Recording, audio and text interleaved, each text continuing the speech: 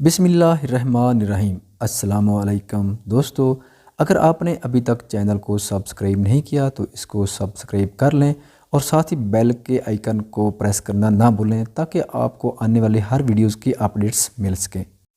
دوستو، پرانے زمانے کی بات ہے، ایک بادشاہ تھا تو مصنف اور عادل، پر اس میں ایک عادت بد تھی، اسے بیٹی سے بہت نفرت تھی۔ اللہ کی قدرت کی اس کے ہاں پہلے بیٹا پیدا ہوا۔ اسے اپنا بیٹا بہت عزیز تھا، بہت ناز و نام اور لاڈ و پیار سے اس کی پرورش ہو رہی تھی۔ چند سال بعد ملکہ پھر امید سی ہو گئی۔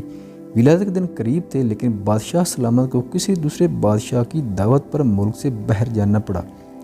جانے سے پہلے بادشاہ نے ملکہ کو حکم دیا کہ میں کہیں باہر جا رہا ہوں، اگر میرے آنے سے پہلے ولادت ہوئی، لڑکا ہوا تو ٹھیک، لیکن اگر لڑکی ہوئی تو اسے ہلاک کر دینا۔ بادشاہ چلا گیا۔ چند ہفتے بعد اس کے ہاں لڑکی کی ولادت ہوئی۔ اولاد ماں کو بہت پیاری ہوتی ہے۔ ملکہ رونے لگی کہ اے اللہ، اب میں کیا کروں؟ ولادت کے وقت ایک دائی موجود تھی جو ملکہ کی حالت زار دیکھ رہی تھی۔ اللہ نے اس کے دل میں رحم پیدا کیا۔ اس نے ملکہ سے کہا، اے ملکہ، آپ دل چھوٹا مت کیجیے، میں یہاں سے سب کے سامنے بچی کو ہلاک کرنے کے بہانے لے جاؤں گی، پر میں یہاں سے اسے اپنے گھر میں لے جا کر پالوں گی۔ اگر آپ کسی طرح سے بچی کے لیے خرچ وغیرہ بیچتی رہے گی تو آپ کی بچی خوشحال اور آسودہ ہوگی، اگر نہ مجھ غریب کو جو نصیب اسے بھی پالنے کی کوشش کروں گی۔ ملکہ نے کچھ سونا چاندی زیور وغیرہ بچی کے واسطے تھما دیا، بچی کو اس کے حوالے کیا۔ محل میں یہ بات پھیلائی گئی کہ دائی نے بچی کو لے جا کر ہلاک کر دیا ہے، جبکہ دائی نے شہزادی کو اپنے گھر لا کر پورے ناز و نام سے اس کی پرورش شروع کر دی۔ جب بادشاہ اپنے سفر سے واپس آیا تو اسے یہی احوال سنایا گیا کہ آپ کے جانے کے بعد بچی کی ولادت ہوئی اور آپ کے حکم کے بموجب اسے ہلاک کیا گیا۔ بادشاہ اپنی بدعہدی کی بحث بہت خوش ہوا۔ دائی نے لوگوں کے سامنے شہزادی کو اپنی نواسی زہر کیا۔ کبھی کبھار بادشاہ سے چھپ چھپا کے شہزادی کو لاتی اور ملکہ اپنی بیٹی کو دیکھ کر اس کی ممتا کو کچھ قرار ملتا اور وہ دائی کو سونا چاندی اپنی بیٹی کی نگہداشت کے واسطے دے دیا کرتی۔ چونکہ شہزادی کی پرورش اچھے طریقے سے ہو رہی تھی، اس لیے خوب قد کاٹ نکالا، خوبصورت تھی ہی، اس لیے جوان ہوتے ہی دنیا کے سامنے شہزادی نہ ہوتے ہوئے بھی شہزادیوں کی طرح دکھنے لگی۔ ایک دن بادشاہ کی سواری شہر سے گزر رہی تھی، اسی وقت شہزادی اور دائی بھی اسی راستے سے گزر رہے تھے۔ بادشاہ کی نظر شہزادی پر پڑی، پوچھا، یہ کون ہے؟ وزیر نے کہا، یہ اس بیچاری عورت کی نواسی ہے۔ بادشاہ نے حکم دیا، مجھے یہ بہت پسند ہے، کل اسی کے گھر میرے لیے رشتہ لے کر جانا۔ چونکہ حقیقت کا کسی کو پتہ نہیں تھا، اس لیے دوسرے دن وزیر، وکیل وغیرہ دائی کے گھر بادشاہ کے لیے اس کی نواسی کا ہاتھ مانگنے چلے گئے۔ اب دائی کے اوسان خطا ہو گئے کہ یا اللہ، اب کیا کروں؟ اس نے صاف انکار کرتے ہوئے کہا، میں ایک غریب ہوں، میری نواسی بادشاہ کے لائق نہیں اور نہ ہی بادشاہ کا کسی غریب سے رشتہ جوڑنا صحیح ہے، اس لیے دوبارہ اس سلسلے میں میرے گھر مت آئیے گا۔ بادشاہ خود تو نہیں آیا، لیکن دائی کے گھر رشتے کے لیے بہت سے بندے بھیجے۔ سب نے دائی کو بہت منت سمجھت کی، لالچ دیے، دھونس دھمکی دی، لیکن دائی ٹس سے مس نہیں ہوئی۔ تب بادشاہ نے حکم دیا کہ دائی کو پکڑ کے خوب سزا دے دو تاکہ وہ رشتے کے لیے مان جائے۔ سپاہی دائی کو پکڑ کر بادشاہ کے سامنے لائے اور انہوں نے اسے خوب کوٹ کوٹ کر پیٹنا شروع کیا۔ سپاہیوں نے دائی کو کپڑے کی طرح نچوڑ کے رکھ دیا۔ بیچاری پہلے سے دو ہڈیوں پر تھی، اتنی مار برداشت نہ کر سکی اور بادشاہ کے سامنے چیخ پڑی، بادشاہ سلامت، یہ کوئی اور نہیں بلکہ آپ کی بیٹی ہے، میں نے اسے ہلاک کرنے کے بجائے لے جا کر اپنے گھر میں اس کی پرورش کی ہے۔ اب بادشاہ کو احساس ہوا کہ وہ کیا غلطی کرنے جا رہا تھا۔ خدا نے اسے گناہ عظیم سے بچایا۔ وہ اور زیادہ غصے میں آ گیا، اپنے بیٹے یعنی شہزادے کو بلا کر حکم دیا کہ اپنی بہن کو جنگل میں لے جا کر قتل کر دے اور اس کی آنکھیں نکال کر اور گردن کا خون لا کر مجھے دکھا دے تاکہ مجھے یقین ہو جائے۔ شہزادہ پریشان ہوا کہ وہ کیسے اپنے ہاتھوں سے اپنی بہن کو قتل کرے، اس کی آنکھیں نکال لے اور اس کی گردن کا خون لا کر باپ کو دکھا دے۔ اسے کسی صورت یہ گوارا نہ تھا کہ اگرچہ اسے اپنی بہن کے متعلق اب معلوم ہوا، لیکن اسے پتہ تھا کہ بادشاہ ہر صورت اپنی بیٹی کو ہلاک کرنا چاہتا ہے۔ اگر اس نے اسے قتل نہیں کیا تو بادشاہ دونوں کو ہلاک کر دے گا۔ مجبور ہو کر اپنی بہن کو ساتھ لے کر جنگل کی طرف چل پڑا۔ جب دونوں جنگل پہنچ گئے تو بھائی کی محبت بہن کے لیے جوش میں آ گئی۔ بہن سے کہا کہ میں کسی صورت تمہیں اپنے ہاتھوں سے قتل نہیں کر سکتا، میں تمہیں یہیں چھوڑ دیتا ہوں، اگر تمہاری قسمت کے تمہیں درندے کھا جائیں یا تم بچ کر کہیں اور نکل جاؤ۔ لیکن بہن نے بھائی کا ہاتھ پکڑ لے کر کہا، نہیں بھائی، تم مجھے قتل کر دو، میری آنکھیں اور خون لے جا کر باپ کو دکھا دو، نہیں تو وہ تمہیں مار دے گا، جو مجھے کسی صورت گوارا نہیں۔ دونوں بھائی بہن ایک دوسرے کے گلے لا کر رو پڑے۔ آخر کس طرح بھائی نے بہن کو منا لیا۔ شہزادی آنسو بہاتے ہوئے گھنے جنگل کی طرف جانے لگی۔ آخری بار پلٹ کر بھائی کو دیکھا اور جنگل میں گھس گئی۔ اس کے بعد شہزادے نے ادھر ادھر سے ڈھونڈ کر ایک ہرن کا شکار کیا، اس کے گردن کا خون نکالا اور آنکھیں نکال کر جا کر بادشاہ کو دکھا دی۔ بادشاہ نے آئینہ منگوایا، اس میں ان آنکھوں کو اور اپنی آنکھوں کو غور سے دیکھا۔ جب اس کو یقین ہو گیا کہ آنکھوں کا رنگ ایک ہی ہے، تب اسے تسلی ہوئی۔ ملکہ نے کسی طور شہزادے کو بلا کر اسے بیٹی کے متعلق پوچھا۔ شہزادے نے ماں کے سامنے سارا احوال گوش گزار کر دیا۔ ملکہ نے منہ آسمان کی طرف کر کے ہاتھ اوپر اٹھائے اور بیٹی کے لیے دعا مانگی کہ اے اللہ تو میری بیٹی کی حفاظت کر، اسے اپنی امان میں رکھ اور اسے کسی اچھی جگہ پار لگا۔ اب آگے شہزادی کا قصہ سنیے۔ شہزادی جنگل میں رہنے لگی اور بھوک مٹانے کے لیے جنگلی پھل پھول بوٹے کھا کر اپنا وقت گزارنے لگی۔ اس دوران بہت سا وقت گزر گیا۔ جھاڑیوں کانٹوں سے اچھل کر اس کے بوسیدہ کپڑے تار تار ہو گئے۔ آخرکار اس کے بدن پر کوئی کپڑا نہ رہا۔ ایک دن کسی اور ملک کا بادشاہ اپنے لاؤ لشکر کے ساتھ اسی جنگل کے راستے سے گزر رہا تھا۔ اتفاقاً بادشاہ اسی طرف جا نکلا جدھر شہزادی تھی۔ جب شہزادی کے کانوں میں کسی گھوڑے کے قدموں کی آہٹ پڑی تو جلدی جلدی کسی گھنے درخت پر چڑھ گئی اور اس کے بڑے بڑے پتے توڑ کر اپنی ستر پوشی کر کے چھپ کے بیٹھ گئی۔ بادشاہ بھی آ کے اسی درخت کے نیچے ٹھہر گیا۔ درخت گھنا اور سایہ دار تھا۔ ایک طرف اپنے گھوڑے کو باندھا اور درخت کے سائے میں کپڑا بچھا کر تھوڑی دیر سستانے کی خاطر لیٹ گیا۔ چونکہ اس کا منہ آسمان کی طرف تھا اور وہ اپنے خیالوں میں گم تھا، اس کی نظر درخت کے گھنے پتوں میں پوشیدہ کسی ہیئت پر پڑی۔ وہ اچھل کر کھڑا ہو گیا اور بلند آواز سے کہنے لگا، اے اللہ کی مخلوق، تم کوئی پری ہو، فرشتہ ہو، جن ہو یا کوئی انسان، جو بھی ہو اپنے آپ کو ظاہر کرو، میں تمہیں کوئی نقصان نہیں پہنچاؤں گا۔ شہزادی نے پکار کر کہا، اے مسافر، میں ایک لاچار لڑکی ہوں، میرے جسم پر کپڑے کے نام پر کچھ بھی نہیں ہے۔ اگر تم اپنے نیچے بچھے چادر کو میری طرف پھینک دو تاکہ میں اسے ڈھانپ کر نیچے اتروں اور تم سے بات چیت کروں۔ بادشاہ نے اپنے نیچے بچھے کپڑے کو اٹھایا، اس کا گولا سا بنا کر اس کی طرف پھینکا۔ شہزادی نے اس کپڑے سے اپنے جسم کو خوب اچھی طرح ڈھانپا اور کسی نہ کسی طریقے سے درخت سے اتر گئی۔ جب بادشاہ نے شہزادی کو دیکھا تو اس کے حواس گم ہو گئے۔ اس کے پورے ملک میں کوئی اتنی خوبصورت لڑکی نہیں تھی۔ پورے دل و جان سے شہزادی پر فریفتہ ہو گیا۔ جٹ شہزادی سے کہا، میں ایک بادشاہ ہوں، اگر تم برا نہ مانو تو میں تم سے شادی کر کے تمہیں اپنی ملکہ بنانا چاہتا ہوں۔ اندھا کیا چاہے دو آنکھیں۔ شہزادی نے ہمیں بری، وہ بھی ایک ایسا بندہ چاہتی تھی جو اسے عزت دے۔ بادشاہ خوشی خوشی شہزادی کو لے کر اپنے ملک روانہ ہو گیا۔ اپنے ملک پہنچتے ہی بادشاہ پہلے وزیر کے گھر جا پہنچا اور اس سے کہا، ایسا سمجھو کہ یہ تمہاری بیٹی ہے، میں کل رشتہ مانگنے آؤں گا اور شادی بیاہ رچا کر اپنی امانت یہاں سے اپنے محل لے جاؤں گا۔ وزیر نے آداب بجا کر کہا، بادشاہ سلامت، آپ پوری طرح سے تسلی رکھیے، یہ آپ کی امانت ہے اور میری بیٹی، جب آپ کا دل چاہے اسے بیاہ کر لے جائیے۔ بادشاہ شہزادی کو وزیر کے گھر چھوڑ آیا۔ اگلے دن وکیل، قاضی بادشاہ کا رشتہ لے کر وزیر کے گھر آ پہنچے۔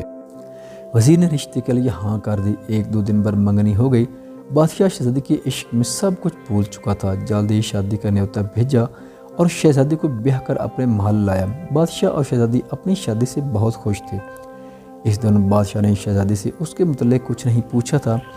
چند سال بعد اس کے ہاں بیٹے کی ولادت ہوئی۔ بادشاہ بہت خوش تھا۔ اس نے شہزادی سے جو اب ملکہ بن گئی تھی پوچھا، اب جب کہ اللہ نے ہم دونوں کو اولاد نرینہ سے نوازا، تم اب ایک بیٹے کی ماں بن گئی ہو، اب مجھے بتاؤ کہ تم کون ہو، کس کی بیٹی ہو اور کس جگہ سے تمہارا تعلق ہے۔ شہزادی نے کسی طریقے سے بادشاہ کو ٹال دیا۔ ماہ و سال گزرتے چلے گئے۔ بادشاہ کے ہاں دوسرے بیٹے کی ولادت ہوئی۔ بادشاہ نے دوبارہ شہزادی سے وہی سوال دہرایا۔ شہزادی نے پھر بادشاہ کو ٹال دیا۔ آخرکار ان کے ہاں جب تیسرے بیٹے کی ولادت ہوئی تو اس موقع پر بادشاہ نے شہزادی کی حقیقت معلوم کرنے کے لیے بہت دباؤ ڈالا۔ آخرکار شہزادی مان گئی اور بادشاہ کو حقیقت بتلائی کہ وہ فلاں ملک کے بادشاہ کی بیٹی ہے۔ بادشاہ کو اس طرح بیٹیوں سے نفرت تھی، اس نے کس طرح مجھے مارنے کا حکم دیا اور دائی نے مجھے کس طرح بچا کر اپنے گھر میں پرورش کی۔ بادشاہ نے کس طرح مجھے دیکھا، پھر کس طرح اپنے بھائی کے حوالے کر کے قتل کرنے کا حکم دیا۔ میں اس طرح جنگل میں خواہ زندگی گزارنے لگی۔ وہاں تم نے مجھے دیکھا، مجھے اپنے ساتھ لے کر آیا اور مجھ سے شادی کی۔ بادشاہ نے جب شہزادی کی دکھ بھری کہانی سنی تو اس سے کہا اپنے آپ کو تیار کرو، میں تمہیں تمہارے ماں باپ کے گھر لے جاؤں گا۔ شہزادی نے بہت منت کی کہ مجھے میرے ظالم باپ کے سامنے مت لے جاؤ، وہ مجھے قتل کر دے گا، لیکن بادشاہ نہیں مانا۔ آخر وہ مجبور ہو کر اپنے ماں باپ کے گھر یعنی سسرال جانے کے لیے تیار ہو گئے۔ بادشاہ نے پورے جاہ و جلال اور تم تراک سے ایک بڑے لشکر کے ساتھ شہزادی اور تینوں بیٹوں کو بھیجا، لیکن خود کچھ ملک کے ضروری کاموں کی وجہ سے رک گیا۔ اپنے وزیر، وکیل اور قاضی کو شہزادی کے ساتھ کر دیا اور کہا کہ تم لوگ ملکہ کو لے کر جاؤ، میں پہلی، دوسری یا تیسری منزل پر تم لوگوں سے ضرور آ کر ملوں گا۔ وزیر، وکیل اور قاضی شہزادی کو لے کر لاؤ لشکر کے ساتھ اس کے ماں باپ کے ملک کی طرف روانہ ہو گئے۔ شام ہوتے ہوتے انہوں نے پہلی منزل پر پہنچ کر پڑاؤ ڈالا۔ خادموں نے شہزادی کا خیمہ استعداد کیا۔ تب شہزادی نے دیکھا کہ وزیر کا خیمہ بھی اس کے خیمے کے بالکل قریب کھڑا کیا گیا۔ شہزادی نے وزیر کو بلا کر اس سے پوچھا، اے وزیر، تم جانتے ہو کہ میں ایک بادشاہ کی بیٹی اور ایک بادشاہ کی بیوی ہوں، تم اپنا خیمہ یہاں سے دور لگوا لو۔ وزیر نے کہا، ملکہ صاحبہ، بادشاہ نے آپ کی حفاظت کی خاطر آپ کے ساتھ روانہ کیا ہے، اگر آپ یا آپ کے بچوں کو کچھ ہو گیا تو میں بادشاہ کو کیا جواب دوں گا؟ شہزادی نے کہا، مجھے کچھ نہیں ہوگا، پر تم اپنا خیمہ یہاں سے دور کہیں اور لگوا دو۔ لیکن وزیر نہیں مانا، خیمہ لگ گئے، کھانا وغیرہ کھایا گیا، رات ہو گئی تھی، تھکے ہارے لوگ سو گئے۔ وزیر کے دل میں کھوٹ تھا، اسے نیند نہیں آ رہی تھی۔ آخر آدھی رات کو اٹھا اور شہزادی کے خیمے میں داخل ہو گیا۔ شہزادی پہلے سے ہی بانپ چکی تھی کہ وزیر بد ذات کی نیت میں کھوٹ ہے۔ آہٹ پا کر شہزادی جاگ گئی، دیکھا کہ وزیر ہے تو اسے للکار کر باہر نکلنے کو کہا، لیکن وزیر آگے بڑھنے لگا۔ شہزادی نے کہا، اے بد ذات وزیر، تم جانتے ہو کہ میں ایک بادشاہ کی بیٹی ہوں اور ایک بادشاہ کی بیوی بھی، نہ میں نے برائی کی ہے اور نہ کسی کا برا چاہا ہے، مجھے مخلوق کے سامنے بدنام مت کر اور میرے خیمے سے نکل جا۔ لیکن بے غیرت وزیر نہیں ٹلا۔ جب شہزادی نے دیکھا کہ وزیر کسی صورت نہیں مان رہا تو اس نے اپنے بڑے بیٹے کو وزیر کے سامنے کیا کہ تمہیں اس بچے کے سر کی قسم اس طرح مت کرو، اے اللہ کے رسول کے واسطے دیے قرآن کی دہائی دی۔ لیکن بد کردار وزیر کے دماغ میں شیطان پوری طرح سے گھر کر چکا تھا۔ وہ آگے بڑھا اور تلوار نکال کر ایک ہی وار سے بچے کا سر دھڑ سے الگ کیا۔ شہزادی سمجھ گئی کہ بد ذات وزیر بالکل بھی نہیں ٹلے گا۔ اس نے وزیر سے کہا، تم اب بالکل بھی نہیں ٹلو گے، میں ایک پاک عورت ہوں، اس وقت بھی وضو میں ہوں، مجھے اتنا موقع دو کہ میں اپنے وضو کو توڑ کر آ جاتی ہوں، تب تمہارا جو دل چاہے وہ کرو۔ وزیر نے کہا، جاؤ اور جلدی آ جانا۔ شہزادی خیمے سے باہر نکل گئی، بھاگتی ہوئی وہاں سے دور ایک بڑے جھاڑی کے پیچھے چھپ گئی۔ وزیر کچھ دیر انتظار کرنے کے بعد اسے ڈھونڈنے نکل گیا، ادھر ادھر تلاش کرنے لگا، لیکن ناکام رہا۔ صبح ہونے والی تھی۔ آخر تھک آ کر دوبارہ شہزادی کے خیمے میں داخل ہو گیا، بچے کی لاش اٹھا کر کہیں دور دفن کیا اور اپنے خیمے میں آ کر گھس گیا۔ صبح بہت دیر کے بعد شہزادی اپنے خیمے میں داخل ہو گئی، اپنے مقتول بیٹے کو نہ پا کر رونے لگی۔ لشکر دوبارہ روانہ ہو گیا۔ چلتے چلتے شام تک دوسری منزل پر جا پہنچے۔ خادموں نے شہزادی کا خیمہ استعداد کرنا شروع کیا۔ شہزادی نے دیکھا کہ وزیر نے آج اپنا خیمہ بہت دور کھڑا کروایا ہے، لیکن تھوڑی دیر بعد دیکھا کہ خدام ایک اور خیمہ اس کے خیمے کے قریب استعداد کر رہے ہیں۔ پوچھا، یہ کس کا خیمہ ہے؟ خدام نے جواب دیا کہ وکیل کا خیمہ ہے۔ شہزادی نے وکیل کو بلوایا اور کہا کہ میں ایک عورت ہوں، تم اپنا خیمہ میرے خیمے کے قریب سے ہٹوا دو، یہ اچھی بات نہیں ہے۔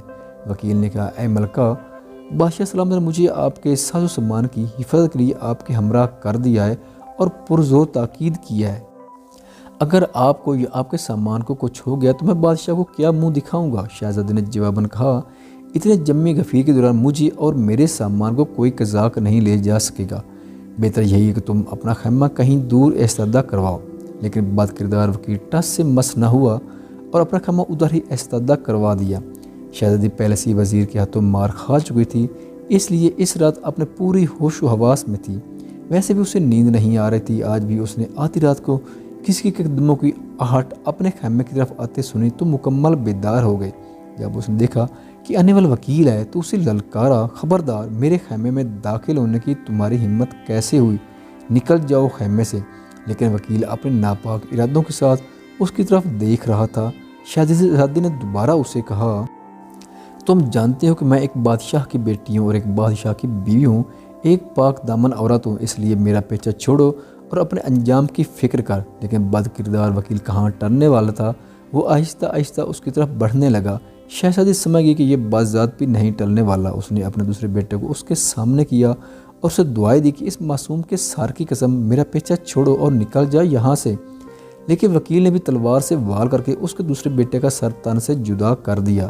شہزادی نے بے سے کہا، اگر تم اپنے ناپاک ارادوں سے نہیں ٹلنے والا تو مجھے موقع دے، کیونکہ میں پاک صاف اور وضو سے ہوں۔ مجھے کچھ وقت دے تاکہ میں خود کو ناپاک کر دوں، اس کے بعد جو تمہارا دل چاہے کرو۔ وکیل نے اسے جانے دیا۔ شہزادی خیمے سے نکل گئی۔ آج بھی شہزادی میں جتنی ہمت تھی نکل بھاگی اور جہاں تک اس کے قدموں نے ساتھ دیا بھاگی، اور آخرکار تھک کر ایک بڑی جھاڑی کے پیچھے جا کر چھپ گئی۔ وکیل نے جب دیکھا کہ شہزادی ابھی تک نہیں آئی تو اس کے پیچھے نکل پڑا۔ ادھر ادھر بھاگ دوڑ کر اسے بہت ڈھونڈنے کی کوشش کی لیکن ناکام رہا۔ اب اسے ڈرنے لگے گا کہ بچہ بھی جان سے گیا اور شہزادی بھی بھاگ نکلی۔ اگر کسی نے بادشاہ کو خبر دی تو وہ مجھے کھولتے تیل میں تل دے گا۔ وکیل جلدی واپس آیا، مرے ہوئے بچے کو اٹھا کر کہیں دور دفن کیا اور اپنے خیمے میں جا کر سوتا بن گیا۔ جب صبح پاؤ پھٹی تو شہزادی آہستہ آہستہ اپنے خیمے میں داخل ہو گئی۔ دیکھا کہ وہ دوسرے بیٹے کی لاش بھی نہیں ہے۔ سمجھ گئی کہ بد کردار وکیل نے اسے ٹھکانے لگا دیا ہے۔ بیچاری کس پر اعتبار کرتی، اس لیے چپ رہی۔ لشکر پھر شہزادی کے باپ بادشاہ کے ملک کی طرف روانہ ہو گیا۔ آج شہزادی اکیلی ایک بیٹے کے ساتھ غموں کا انبار لیے اونٹ پر سوار تھی۔ جب تیسری منزل پر پڑاؤ ڈالا گیا تو آج وزیر اور وکیل نے اپنے خیمے شہزادی کے خیمے سے بہت دور کھڑی کروا دی تھے۔ وہ شرمندہ شہزادی کے سامنے آ ہی نہیں رہے تھے۔ حیران و پریشان تھے کہ جب بادشاہ کو پتہ چلے گا تو اسے کیا جواب دیں گے۔ آج جیسے ہی شہزادی کا خیمہ کھڑا کر دیا گیا تو دیکھا کہ قاضی صاحب اپنا خیمہ اس کے خیمے کے سامنے ایستادہ کروا رہا ہے۔ شہزادی نے اسے بھی بہتر سمجھانے کی کوشش کی لیکن قاضی بدذات بھی ٹلنے والوں میں سے نہیں تھا۔ آج کی رات بھی شہزادی کے لیے قیامت کی رات تھی۔ وہ سمجھ چکی تھی کہ قاضی بدذات بھی ان دونوں سے کسی طور کم نہیں۔ آج رات تو شہزادی بالکل بھی نہیں سوئی، بیٹھی رہی۔ جب رات آدھی سے زیادہ گزر گئی تو دیکھا کہ قاضی بھی خرامہ خیمے میں داخل ہو رہا ہے۔ شہزادی نے اسے بھی بہتر سمجھانے کی کوشش کی، بہت منت سمجھت کی، خدا رسول کے واسطے دیے، یہاں تک کہہ دی کہ اگر وزیر وکیل جہل تھے لیکن تم تو عالم و فاضل انسان ہو، لوگوں کو انصاف فراہم کرتے ہو، تمہیں ایسی حرکت زیب بھی نہیں دیتی۔ لیکن قاضی پوری طرح شیطان بن چکا تھا، اس پہ ان باتوں منت سمجھتوں کا کوئی اثر نہیں ہوا۔ شہزادی نے دیکھا کہ یہ بھی ٹلنے والا نہیں تو اس خیال سے کہ شاید اس کے دل میں رحم پیدا ہو جائے، اپنے تیسرے سب سے چھوٹے بیٹے کو اس کے سامنے کر دیا، اس کی دہائی دی، واسطے دیے، لیکن قاضی تو ان دونوں سے بھی 2 ہاتھ آگے تھا۔ قاضی بدبخت کو بھی رحم نہ آیا اور معصوم بچے کا سر قلم کر دیا۔ شہزادی نے اسے بھی یہی کہا کہ میں پاک صاف ہوں، وضو سے ہوں، مجھے موقع دو تاکہ اپنا وضو توڑ دوں، اس کے بعد جو تم چاہو کرو۔ قاضی نے بھی اسے جانے دیا۔ جیسے ہی شہزادی باہر نکلی، جدھر منہ اٹھا بھاگ نکلی۔ بھاگتے اچانک اس نے دیکھا کہ آگے ایک بہت بڑا دریا بہہ رہا تھا۔ اس کے دل میں دھواں بھر گیا، اپنے معصوم بچے یاد آئے۔ اس کا دل خون کے آنسو رو رہا تھا اور وہ سوچ رہی تھی اگر بادشاہ نے پوچھا کہ بچے کدھر ہیں تو میں اسے کیا جواب دوں گی۔ اس سے بہتر ہے کہ خود کو اس دریا کے حوالے کر دوں۔ یہ فیصلہ کر کے اس نے دریا میں چھلانگ لگا دی، پر شور دریا اسے چکر دے کر کہیں کا کہیں پہنچا کے دوسری طرف نکال لے گیا۔ دوسری طرف 6 فقیر جو کہ بھائی تھے اپنے کپڑے دریا پر دھونے کے لیے لائے تھے۔ جب دیکھا کہ دریا میں کوئی عورت بہتی ہوئی آ رہی ہے تو پکڑ کر باہر نکال لائے۔ اب شہزادی کے پیروں تلے سے زمین نکل گئی۔ اس کو ہوش و حواس جواب دے گیا کہ کہاں وہ تینوں بازات بد کردار کہ ان سے اپنی عزت بچا کر بھاگ نکلی تو ان 6 ننگ ترنگ فقیروں کے ہتھے چڑھ گئی۔ فقیروں میں سے ہر ایک یہی کہہ رہا تھا کہ یہ میری ہے۔ اگر صلاح یہی ٹھہری کہ اسے باپ کے پاس لے جائیں گے، وہ جس کا کہا ہے یہ عورت اس کی ہے۔ وہ شہزادی کو اپنے باپ کے پاس لے گئے۔ ان کا باپ ایک زیرک اور عقل مند انسان تھا۔ دیکھتے ہی سمجھ گیا کہ یہ کسی شہنشاہ گھرانے کی عورت ہے، میرا کوئی بھی بیٹا اس کے لائق نہیں۔ اسی وجہ سے اس نے اپنے بیٹوں کو سمجھایا، اے میرے بیٹے، تم 6 بھائی ہو، تمہاری کوئی بہن نہیں ہے، اسے اپنا بہن بنا لو۔ تم 6 بھائی اور 7ویں تمہاری یہ بہن، اس کی خوب نگہداشت کرو، اس کی برکت سے تم سب سرخ رو رہو گے۔ باپ فیصلے سے فقیر بہت خوش ہو گئے اور اپنے سے بڑھ کر شہزادی کا خیال رکھنے لگے۔ ان کو چھوڑ جب بادشاہ 4 دن آ کر لشکر سے ملا تو دیکھا وزیر، وکیل اور قاضی اس سے کترا رہے تھے۔ اس کے سامنے شرمسار سے تھے۔ پوچھا میرے بیوی بچے کہاں ہیں؟ تینوں نے یک زبان ہو کر کہا ملکہ تو ایک ڈین تھی، تینوں بچوں کو کھا کر خود بھاگ نکلی۔ بادشاہ حیران و پریشان ہو گیا کہ یہ کیا بات ہوگی۔ وہ ان تینوں پر شک میں پڑ گیا، لیکن کہا کہ بعد میں دیکھتے ہیں، ابھی جس طرف جا رہے ہیں وہاں جا کے فیصلہ کریں گے کہ آگے کیا کرنا ہے۔ بادشاہ اپنے دل میں یہی سوچ رہا تھا کہ جا کے اپنے ظالم سسر بادشاہ کا دیکھوں اور اسے پوچھوں کہ اسے کیوں بیٹیوں سے اتنی نفرت ہے۔ اس کے ظلم و ستم کی وجہ سے اس کی بیٹی ڈین بن گئی اور اپنے بچوں تک کو کھا گئی۔ چلتے چلتے انہوں نے ایک بڑے دریا کو پل کے ذریعے پار کیا اور اپنے منزل کی طرف روانہ ہو گئے۔ ادھر شہزادی فقیروں کی بہن بن کر رہنے لگی۔ اسے ادھر ادھر سے سن گن مل گئی اور سمجھ گئی کہ اپنے باپ بادشاہ کے ملک میں پہنچ گئی ہے۔ اسے پتہ تھا کہ اس کے باپ کو قصہ سننے کا بہت شوق ہے۔ اس نے اپنے فقیر بھائیوں سے کہا کہ جا کے بادشاہ کو بتا دو کہ ہماری بہن ایک قصہ گو ہے، کیا وہ اسے شاہی قصہ گو کے طور پر ملازمہ دے گا یا نہیں۔ فقیروں نے بادشاہ کے دربار تک رسائی حاصل کر کے اس کو یہ گزار دیا کہ ہماری ایک بہن ہے جو بہت اچھی قصہ گو ہے، اگر اسے پسند ہو تو اسے قصہ سنوانے کے لیے لے کر لائیں۔ بادشاہ نے انہیں اجازت دے دی اور کہا کہ اگر اس کے قصے پسند ہے تو اسے شاہی قصہ گو رکھ دے گی۔ شام کو فقیر شہزادی کو لے کر بادشاہ کے دربار میں حاضر ہوئے۔ شہزادی نقاب میں تھی اور درمیان میں بھی پردہ حائل تھا۔ اس نے بادشاہ کے لیے قصہ سنایا جو بادشاہ کو بہت پسند آیا۔ اس نے خوش ہو کر فقیر کو بہت سا انعام و کرام دیا۔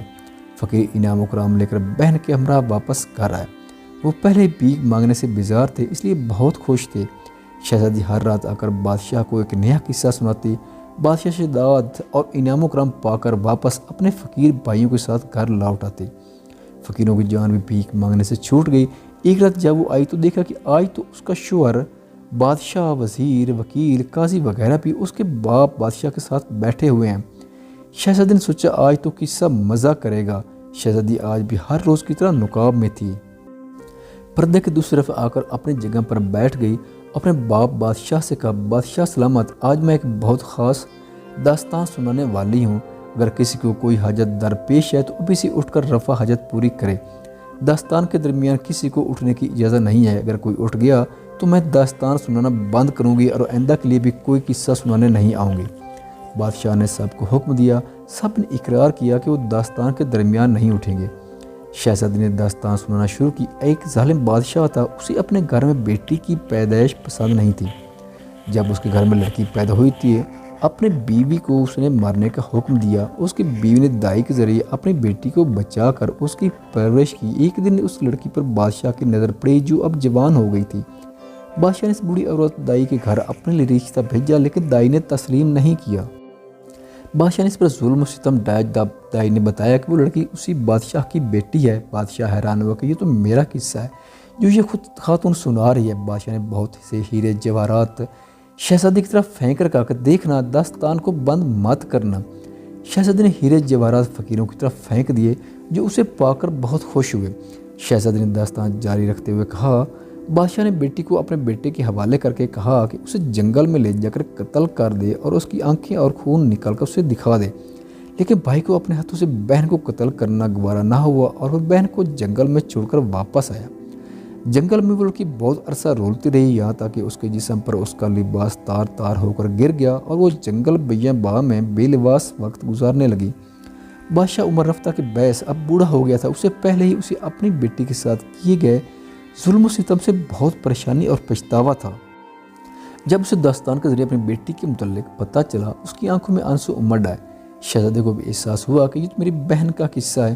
اس نے بے چین ہو کر کچھ اور ہیوے جواہرات شہزادی کی طرف پھینک دیے اور کہا کہ داستان جاری رکھنا، روکنا مت۔ فقیر بھائیوں کو تو اتنے انعامات دے کر باتیں کھیل اٹھیں۔ شہزادی نے کہا، ایک دن ایک بادشاہ کا گزر اسی جنگل سے وہ لڑکی کو دیکھا اور اسے اپنے ساتھ اپنے ملک لے کے جا کر اسے بیاہ رچایا۔ شہزادی کا شوہر بادشاہ جو پہلے بڑی دلچسپی اور انہماک سے داستان سن رہا تھا، چونک پڑا کہ یہ تو میرا اور میری بیوی کا قصہ لگ رہا ہے۔ اس نے بھی بہت سے ہیرے جواہرات نکال کر شہزادی کی طرف پھینک دیے اور کہا کہ دیکھنا، داستان آخر تک سنانا، مجھے اس داستان کو پورا سننا ہے۔ فقیر بھائیوں کے پیر خوشی سے زمین پر نہیں پڑ رہے تھے۔ شہزادی نے داستان جاری رکھی۔ بادشاہ نے اس لڑکی سے شادی کی، اسے 3 بیٹے ہوئے۔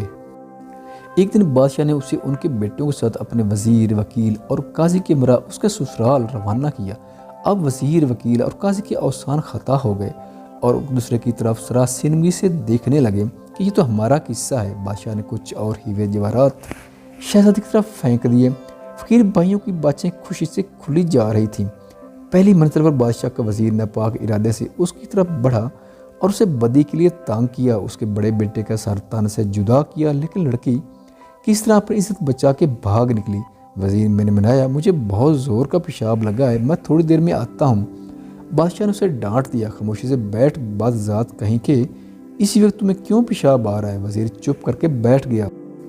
دوسری منزل پر اس طرف وکیل بھی اپنے ناپاک ارادوں کے ساتھ لڑکی کو بدی کے لیے تانگ کیا اور اپنے ناپاک عزائم پورے کرنے کے لیے اس کے دوسرے بیٹے کا سر تن سے جدا کرنے سے بھی باز نہ آیا۔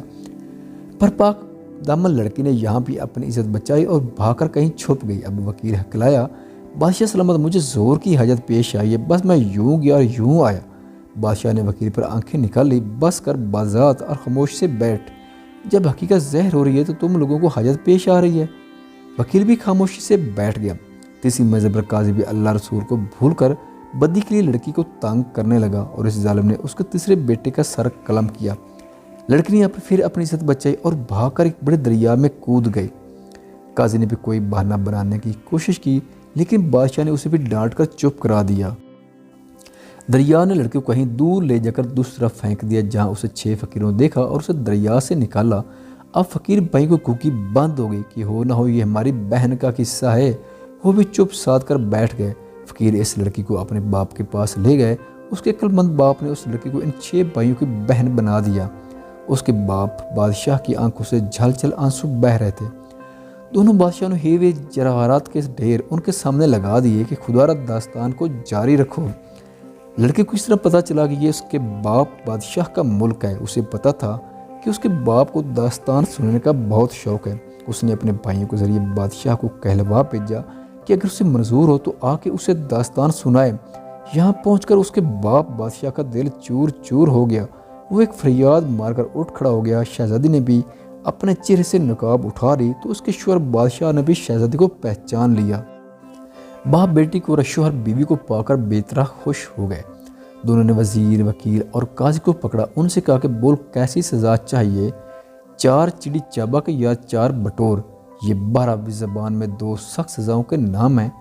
انہوں نے کہا کہ 4 بٹور۔ بادشاہ نے 12 گھوڑے منگوائے، ہر ایک کے ہاتھ پیر 4 گھوڑوں سے 4 اطراف میں باندھ کر انہیں 4 مخالف سمت میں دوڑا دیا، جن سے ان کے جسم ٹکڑوں میں بٹ گئے۔ اس طرح ان بدذاتوں کو ان کے کیے کی سزا مل گئی اور شہزادی کے باپ اپنی بیٹی اور اس کا شوہر اپنی بیوی کو پا کر بہت خوش تھے اور ہنسی خوشی سے رہنے لگے۔